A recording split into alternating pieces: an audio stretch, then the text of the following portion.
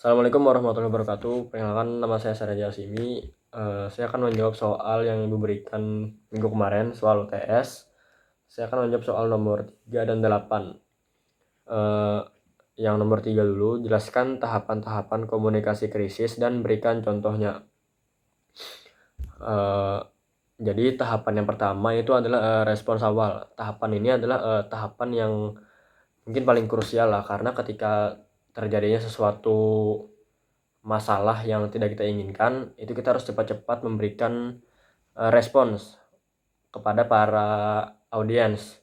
Contohnya misalnya kayak ada sebuah restoran yang viral karena bahan makanan terkontaminasi bahan-bahan yang tidak diinginkan atau kayak beracun gitu. Itu kita sebagai suatu organisasi yang mengatur komunikasi krisisnya itu harus cepat-cepat memberikan respons awal. Terus yang kedua itu adalah manajemen berkelanjutan. Setelah tahapan yang tadi, organisasi itu tidak boleh diam, karena itu kan publik itu selalu memberikan pertanyaan lah, kayak bagaimana kelanjutan dari kasus itu, kayak segala macam, kayak mereka perlu updatean kayak dari kasus itu gitu. Terus yang ketiga itu adalah resolusi. Di tahap ini krisis itu sudah mulai menurun lah gitu, dan kita sudah sebagai organisasi itu kita harus mengumumkan kayak langkah-langkah konkret dalam menanggapi kasus yang restoran yang bahan makanan terkontaminasi oleh keracunan itu.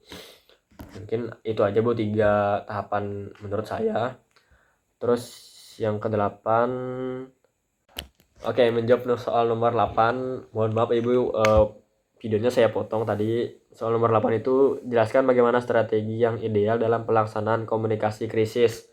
Yang pertama itu sebelum krisis itu terjadi, yang pertama kita harus menentukan dulu nih siapa saja yang menyampaikan ke publik, terus komunikasi seperti apa yang akan kita gunakan, terus pihak-pihak mana saja yang perlu kita hubungi gitu. Terus yang kedua, setelah krisis baru muncul, kita harus menyampaikan pesan yang cepat dan jujur gitu. Maksud saya cepat dan jujur itu, jangan menunggu semua data itu terkumpul baru kita sampaikan. Takutnya kenapa?